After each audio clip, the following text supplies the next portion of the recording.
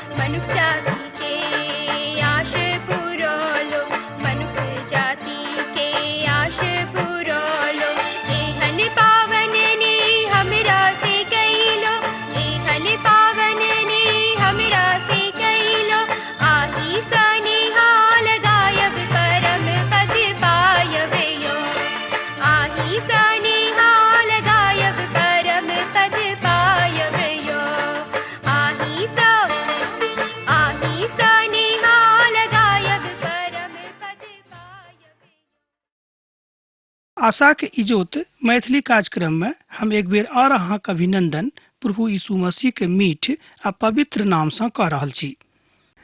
अहाँ के तो मालूमे अछि कि हमरा सब अखन दोसर पत्रस के पोथी के अध्ययन कर रहल छी।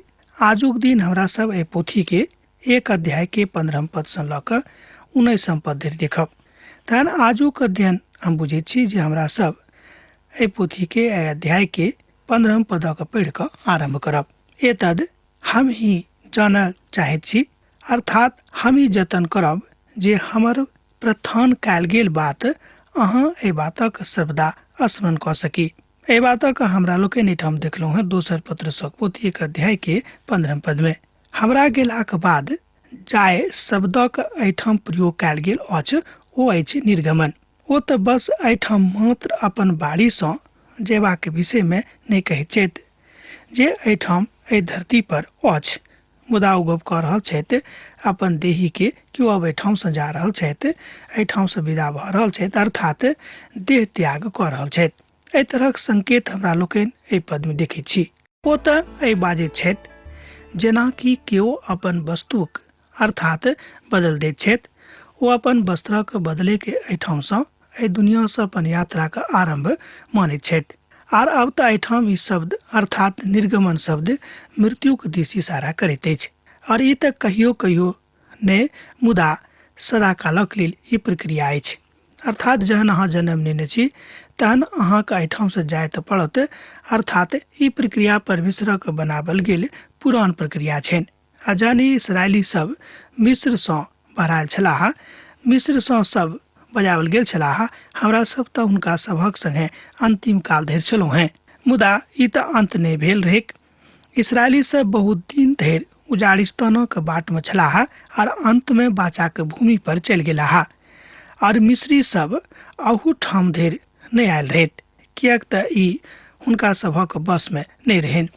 एठाम पतरस ए बातक स्मरण दिया रहल छथि कि परमेश्वर अहाँक अर्थात इसराइली समुदाय के, इसराइली प्रजाति के आरंभे सँ मदद केने छलाह, एखनो मदद करबाक लेल तैयार छथि।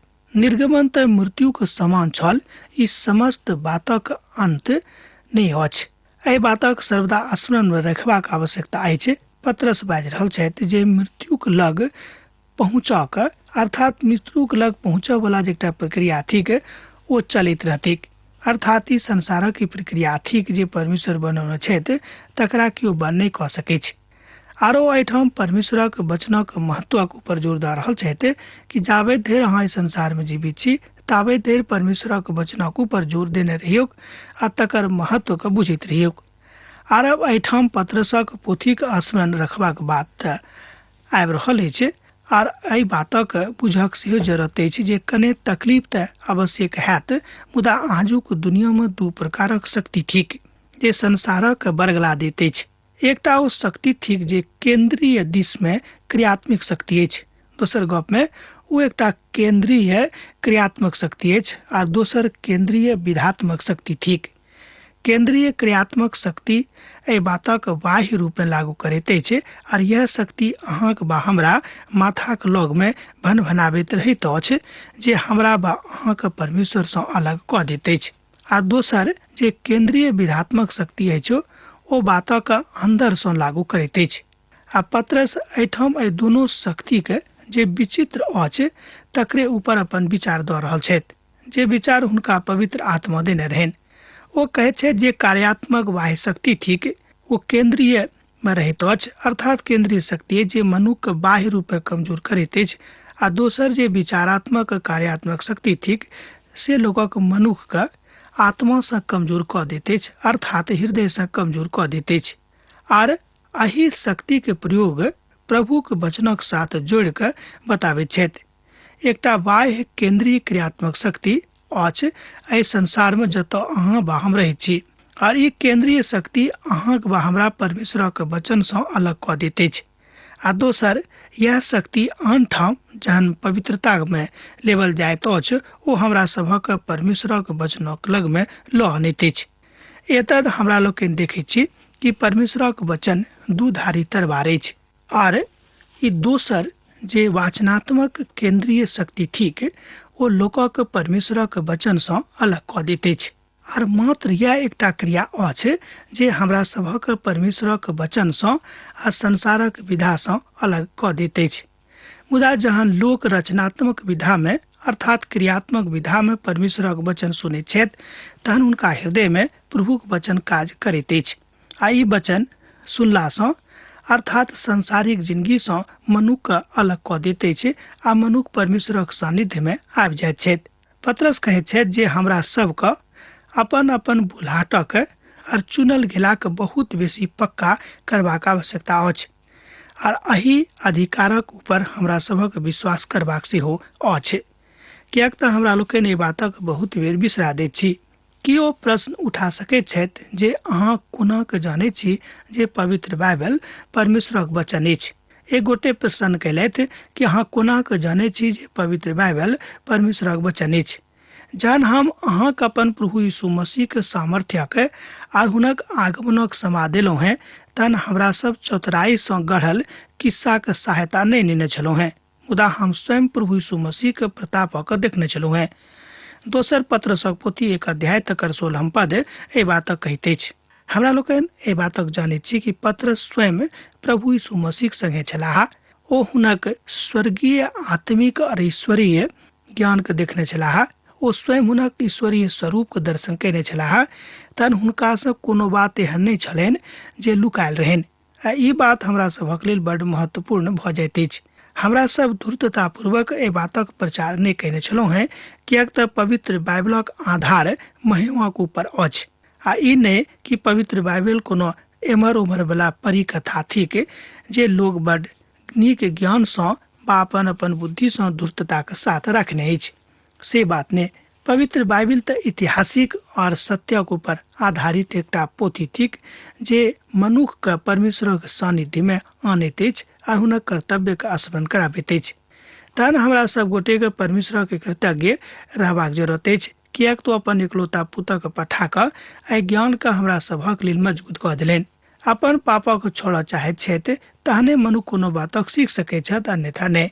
अहाँक नजरि में वास्तविकता की अछि? आ जँ अहाँक आँखिक ऊपर पर्दा पड़ल अछि तहन अहाँ एहि वास्तविकता के नहि जानि सकलहुँ हैं आ नहि सीख सकलहुँ हैं, किएक तऽ अहाँ मानसिक रूपे एहि बातक लेल तैयारी नहि भऽ रहलहुँ हैं। एहि बातक नहि जानै छी, मुदा अहाँ अपन पापक छोड़ऽ नहि चाहै छी। आ जहन अहाँ आर हम एहि बातक करऽ चाहै छी तहन परमेश्वर पवित्र बाइबलक अहाँक और हमरा लेल वास्तविक कऽ दैत छथि। हुनक एहि बातक गवाही बहुत देख निहारे वाला अछि। आ हम तऽ गजब सँ एहि बातक कहब कि कोनो छोट बातक नहि बाजि रहल छथि, मुदा ओ परमेश्वरक अथाह ज्ञान के आ हुनक दोसर आगमनक बतौने छथि जे शक्तिक आधारभूत सत्यक ऊपर कऽ देलनि। ओ एहिठाम प्रभु यीशु मसीह के दुख उठेबाक विषय में इशारा कऽ रहल छथि।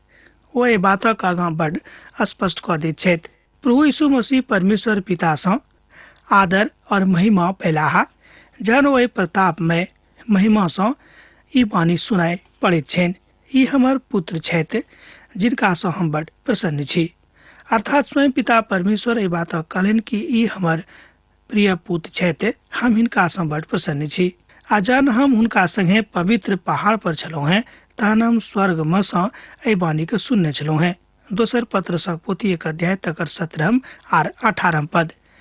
एहिठाम पत्रस एहि बातक गवाही दऽ रहल छथि कि हम स्वयं अपन कान से पिता परमेश्वरक एहि बातक अर्थात स्वर्गीय वाणी के सुनने छलहुँ हैं, जे ई गवाही देने छलाह कि हिनका सुनियोग, किएक कि हमर पुत्र छथि, हम हिनका सँ बड्ड प्रसन्न छी।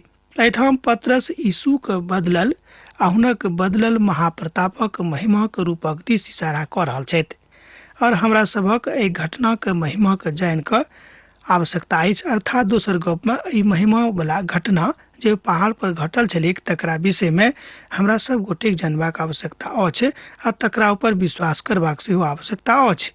प्रभु यीशु मसीह मत्ती रचित सुसमाचार तकर 16 अध्याय के 28 पद में एहि बातक बाजने रहथि, जेना कि हमरा लोकनि एहि पद के बहुत स्पष्टता के साथ बहुत बेर अध्ययन कयने छी, बहुत बेर जानै छी, बा बहुत लोकक याद छनि। हम अहाँ सँ सत बाजैत छी जे जतेक लोग एहिठाम ठाढ़ छथि हुनका में सँ कतेक लोग एहन छथि जे जाबे धरि ओ मनुखक पुत के हुनक राज में आबैत नहि देखता ताबे धरि ओ मृत्यु के स्वाद नहि चखता। एहि बातक हमरा लोकनि मत्ती रचित सुसमाचार तकर 16 अध्याय के 28 पद में देखै छी। बहुत मानैत छथि जे एहिठाम राजक स्थापना बा सत्यक अछि और एहिठाम राजक स्थापना भऽ जाइत अछि आ तकरा बाद प्रभु यीशु मसीह अपन किछु शिष्यक लऽ कऽ पहाड़ पर जाइत छथि। मत्ती रचित सुसमाचार 17 अध्याय के 1 पद सँ लऽ कऽ 21 पद में एहि बातक बतावल गेल अछि। जँ अहाँक लग पवित्र बाइबिल अछि तहन अहूँ एहि बातक पढ़ि कऽ सत्यापन कऽ सकलहुँ हैं। 6 दिनक बाद अर्थात 6 दिनक बाद यीशु पतरस, याकूब और हुनक भाई यूहन्ना के अपना संगे लेलाह और हुनका सभक लऽ कऽ एकांत में कोनो ऊंच पहाड़ पर लऽ गेलाह। ओतऽ हुनका सन्मुख में यीशु के रूपांतरण भेलनि। यीशु के मुख सूरजक जकाँ चमकऽ लागलै, हुनक वस्त्र इजोत जकाँ उज्जर भऽ गेलनि। एहि बातक हमरा लोकनि मत्ती रचित सुसमाचार तकर 17 अध्याय 1 पद आर 2 पद में देखै छी। एहि बातक स्वयं गवाही छथि पतरस, किएक तऽ पतरस एहि बातक स्वयं अपन आँखि सँ देखने छलाह, अनुभव कयने छलाह और एहि बातक ओ देखने रहथि कि प्रभु यीशु मसीह स्वयं परमेश्वर के पुत्र छथि। प्रभु यीशु मसीह के दिव्य रूपांतरण हुनक राजक स्थापना के एकटा झलक अछि। दोसर गप में प्रभु यीशु मसीह के दिव्य रूपांतरण हुनक राजक स्थापना के एकटा छोट झलक थिक। ओहिठाम मूसा और एलियाह प्रभु यीशु मसीह संगे उपस्थित भेल छलाह। पुराना नियम में मूसा व्यवस्था के प्रतिनिधित्व करैत छलाह, एलिया पुराना नियम के काल में भविष्यवक्ता के प्रतिनिधित्व करैत छलाह। एहि बातक हमरा लोकनि पवित्र बाइबिल सँ सीखने छी, पवित्र बाइबिल सँ जानै छी। ओ सब कोन बातक ऊपर विचार विमर्श कऽ रहल छलाह, ओ सब प्रभु यीशु मसीह के लेल विचार विमर्श कऽ रहल छलाह। हुनक निर्गमन ऊपरका कोठली सँ आरंभ होइत अछि। ध्यान दियौ, हुनक निर्गमन ऊपरका कोठरी सँ आरंभ होइत छनि। ओ अपन भाई यात्रा में अपन पिता के सन्मुख में आरंभ कर रहल छलाह आर हुनके सभक विषय में पुनः नियमक पोथी में लिखल गेल छलनि। आर ओ सब एठाम प्रभु यीशु मसीह के दिव्य रूपांतरणक ऊपर कथा कह रहल छलाह। ओ सब जीवित संतक प्रतिनिधित्व करैत छथि। मूसा और एलिसा पूर्ण नियमक संतक होयबाक प्रतिनिधित्व करैत छथि आ ओहि काल में कलीसिया दृश्य रूपे नहि छली। एहि बातक सेहो हमरा लोकनि पवित्र पोथी सँ सीखने छी। एहिठाम एहि बातक बड़ स्पष्टता के साथ बखान कयल गेल अछि। मुदा हुनक 3टा शिष्य आरंभिक कलीसिया के प्रतिनिधित्व करैत अछि। ध्यान दियौ, मुदा हुनक 3टा शिष्य आरंभिक कलीसिया के प्रतिनिधित्व करैत अछि। ओ सब प्रेरित भ जेताह। अब तय प्रभु यीशु मसीह के दिव्य रूपांतरण परमेश्वरक राजक स्थापनाक एकटा छोट झलक अछि। दिव्य रूपांतरक तुरंत बाद प्रभु यीशु मसीह आर हुनक शिष्य सब पहाड़ पर सँ उतरलाह आर ओहिठाम एकटा ग्रसित पुतक देखैत छथि। दोसर शिष्य सब ओहि मनुखक किछु मदद नहि कऽ सकलाह आ दोसर लोग सब ओहि लाचार मनुखक देखैत छलाह। आर ई आजुक युगक के प्रभाव अछि। आजुक युगक लोकक परिदृश्य यह अछि। राज्य तऽ बड़ स्पष्ट अछि। प्रभु यीशु मसीह तऽ अपन पिता के दहिना कांत में विद्यमान छथि, अर्थात विराजमान छथि। अब पुनः नियम में एहि बातक बड़ स्पष्टता के साथ बताओल गेल छलैक। पुरना वा नवा नियमक समस्त संत सब जे जा चुकल छलाह बा जे सब छलाह ओ सब केओ हुनका संगे रहैत। एहि बातक हमरा लोकनि एहिठाम बड़ स्पष्टीकरण झलक में देखैत छियनि। आर जहन हमरा सब एहि धरती पर रहैत छी, हमरा सब एहि व्यक्तित्व अर्थात अपन व्यक्तित्व में एहि प्रवृत्ति के देखैत छी जे संसारिक अछि। आ जँ अहाँ एहि बातक ऊपर संदेह करब तऽ अहाँ समाचार के माध्यम सँ एहि बातक विश्वास नहि कऽ सकलहुँ हैं। किएक तऽ सुसमाचार एकटा माध्यम सँ मनुखक लग में आबैत अछि, तहन एहि बातक ऊपर अहाँके हृदय में तरह तरह के शक भऽ जायत और अहाँ पूर्णता के साथ एहि बातक ऊपर विश्वास नहि रखबै। संपूर्ण संसार एकटा बड़ कठिनाई प्रक्रिया में अछि आ कलीसिया जे आशा और शक्ति के प्रचार करैत अछि ओ एहि संसारक मदद करऽ में असफल अछि। तकर उत्तर ई अहाँके भेटत अछि जे आजुक कलीसिया के दिशा विहीन भऽ गेल अछि। दोसर गप में आजुक कलीसिया अपन दिशा गमा देने अछि, दिशा विहीन भऽ गेल अछि। किएक तऽ जे दिशा हुनका देवल गेल छलनि तकरा ओ बिसरा देने छथि। किएक तऽ कलीसिया का काज तऽ यह थी कि लोगक बजाबैत और प्रभु यीशु मसीह के विषय में बताबैत, मुदा एहि काजक करनाइ कलीसिया भुला गेल अछि। आ जेना एहि बातक रखबाक अछि ओहि तरह बातक रखबाक लोग बिसरा देने छथि। आर अब समौन पत्रस एहि बातक कहै छथि जे ओ प्रभु यीशु मसीह के दिव्य रूपांतरण के कलीसिया में बतेबाक आवश्यकता पर जोर दऽ रहल छथि। ओ बाजि रहल छथिन कि जाबे धरि अहाँ एहि बातक नहि जानबै अहाँ कोना एहि बातक बता सकलहुँ हैं। किएक तऽ ओहि दिव्य रूपांतरणक गवाह रहैत आर तकरा बाद ओ एहि बातक विचित्र कथा के कहैत छथि। हमरा लग में जे भविष्यवक्ता के वचन अछि ओ अछि घटना से दृढ़ ठहरौलैत। अहाँ ई तऽ नीक करै छी जे ई बुझि कऽ ओहि बातक ऊपर ध्यान करै छी जे ओ एकटा दिया थिकाह जे अन्हार स्थान में ओहि काल धरि इजोत दैत रहैत अछि, जाबे धरि पौ नहि फाटिक आर भोरक तारा अहाँके हृदय में नहि चमक उठिक। एहि बातक अहाँ देख सकैत छी दोसर पत्रसक पोथी तकर 1 अध्याय आ तकर 19 पद में। जो अहाँके लग पवित्र बाइबिल अछि तऽ हमरा संगे देखियौ दोसर पत्रसक पोथी 1 अध्याय तकर 19 पद में। हमरा लग में जे भविष्यवक्ता के वचन अछि ओ एक घटना सँ दृढ़ ठहरलैक। अहाँ ई तऽ नीक कहै छी जे ई बुझि कऽ ओहि बातक ऊपर ध्यान करैत छी जे ओ एकटा दिव्य थिकाह। दोसर गप में ओ एकटा दिया थिकाह जे अन्हार स्थान में ओहि काल धरि इजोत दैत रहैत अछि, जाबे धरि पौ नहि फाटेक और भोरक तारा अहाँके हृदय में नहि चमक उठिक। एहि बातक ओ बड़ स्पष्ट साथ एहिठाम गप कऽ रहल छथि।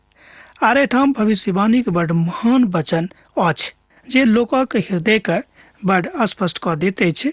अर्थात ओ भविष्यवाणी कऽ रहल छथि कि परमेश्वर जाबे धरि संसार में अपन पुतक दोसर बेर नहि पठौताह ताबे धरि हुनक राजक स्थापना बड़ स्पष्टता के साथ एहिठाम नहि भऽ सकैत। ई बात हुनका अयलाक बादे संभव छनि। बहुत लोग एहि बातक सोचैत छथि जे अहाँ हम खाली पत्रसेक संगे रहितहुँ तऽ एहि बातक अपना आँखिसँ देखने रहितहुँ।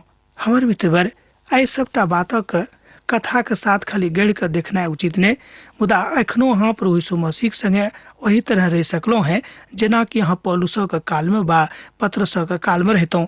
अहाँक लगमे परमेश्वरक वचन एखनो अछि, जे वचन जीवित अछि आ परमेश्वरक महिमाक प्रकट करैत अछि, आर ई अहाँक संगे सोझा सोझी गप करता हा। आ जँ अहाँ अपन हृदय को खोलब और एहि बातक बाजब तहन एहि अवसर प्रभु अहाँके देता हा।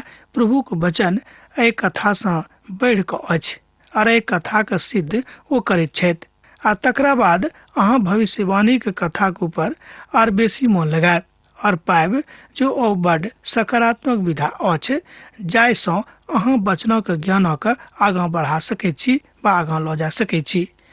परमेश्वरक महान ज्ञान आ तकर महान काल अहाँके जिंदगीमे प्रकट हैत, किएक तऽ इजोत तऽ अन्हारेमे चमकैत अछि। ध्यान दियौक, किएक तऽ इजोत तऽ अन्हारेमे चमकैत अछि। किएक तऽ परमेश्वरक वचन तऽ एकटा इजोत अछि, एकटा दिया अछि आ इजोतक एकटा प्रवक्ताक जरूरत अछि।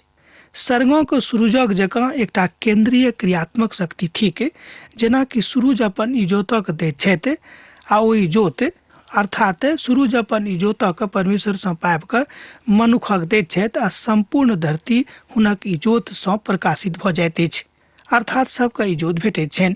संपूर्ण धरती पर पसरैत अछि। प्रभुक वचन ठीक एही तरहसँ अछि, जे एकटा इजोतक प्रज्वलित कऽ दैत छथि आ तकरा बाद ओ मनुखक शक्ति बनि कऽ सब ठाम पसरैत अछि। एहि बातक अहाँ तहने कऽ सकलहुँ हँ जहन अहाँ प्रभु यीशु मसीहके अपन हृदयमे हुनक उद्धारकर्ताक रूपमे ग्रहण कऽ लेबै। और शक्तिके एकटा पराकाष्ठा यह थिक, और ई तऽ एकटा दिव्य इजोत अछि जे वचनक माध्यमसँ अवस्थित भऽ जाइत अछि आ तकरा आगाँ लऽ जाइत अछि। परमेश्वर सदाकालक लेल अहाँक सन्मुखमे छथि और ओहि बातक बुझैत छथि। और प्रभुक वचन आजुक दिनमे, आजुक युगमे एहि संसारमे अछि। एक बेर ध्यान दियौक, प्रभुक वचन आजुक युगमे, आजुक दिनमे एखनो अहाँक लगमे वा हमरा लगमे एहि संसारमे विद्यमान अछि। मुदा परमेश्वरक वचन पवित्र बाइबिल सेहो एहि बातक कहैत अछि कि एहन काल आयत जहन परमेश्वरक वचनक लोक खोजतेक मुदा हुनका नहि भेटतनि। प्रभुक वचन एकटा मात्र दैहिक वा दृश्य चमत्कार अछि, और यह बात हमरा सभक प्रभु यीशु मसीहमे प्रकट भेलाक बाद सीखबाक छनि। जहन हमरा सब प्रभु यीशु मसीहमे नव जन्ममे अनुभवमे आबैत छी, नव जन्म लऽ लैत छी, तहन एहि बातक ज्ञान हमरा सब गोटेके भेटैत अछि। हमरा सभक प्रभु परमेश्वरसँ ई ज्ञान मिलैत अछि आ जाहि कालमे, जाहि युगमे हमरा सब रहैत छी, एहि बातक बुझैत छी। और यह बात ताबे देर होइत रहतैक जाबे देर हमरा सब घुरि कऽ नहि आयब। जाहि दिनमे ओ इजोत अहाँके हृदयमे आबत, अहाँ जागृत अवस्थामे आबि जायब आ प्रभु यीशु मसीहक संगतिया अहाँ भऽ जायब। एहि बातक हमरा लोकनि देखैत छी प्रकाशनक पोथी तकर 22 अध्याय आ तकर 16 पदमे। ओतौ एहि बातक बतावल गेल अछि। जँ अहाँके लग पवित्र बाइबिल अछि तऽ अहाँ देख सकलहुँ हैं पवित्र बाइबिलक ई सबसँ आखिरी पोथी थिक, अर्थात प्रकाशनक पोथी। प्रकाशनक पोथी तकर 22 अध्याय तकर 16 पदमे एहि बातक बड़ स्पष्टताके साथ बतावल गेल अछि। हम यीशु स्वर्गदूत एहि द्वारा पठेलहुँ हैं, जाहिसँ अहाँक आगाँ कलीसियाके विषयमे एहि बातक गवाही देक। हम दाऊदक मूल और वंश और भिनसरक चमकैत तारा थिकहुँ हैं। अब आजुक अध्ययन अहाँ हमरा एहिठाम समाप्त करबाक आज्ञा दिअ। दोसर दिन दोसर कार्यक्रममे अहाँसँ पुनः भेंट हैत। यीशुक नेह अहाँक जिंदगीमे बनल रहेक। आमीन। हमर विश्वास अछि कि ई कार्यक्रम अहाँके लेल लाभदायक सिद्ध अछि। हम चाहै छी कि अहाँ अपन आशीषके हमरा संग साझा करू। जँ अहाँके नजीक बाइबलसँ आ जीवनसँ सम्बन्धित कोनो प्रकारके प्रश्न भऽ सकैत अछि तऽ अपन समस्याके लेल प्रार्थना करबाके लेल जँ चाहै छी तऽ हमरा फोन नंबर पर जरूर संपर्क कऽ सकैत छी। परमेश्वर अहाँ सबके लेल एकटा सुंदर, सुखद, आनंदित दिन प्रदान करैक।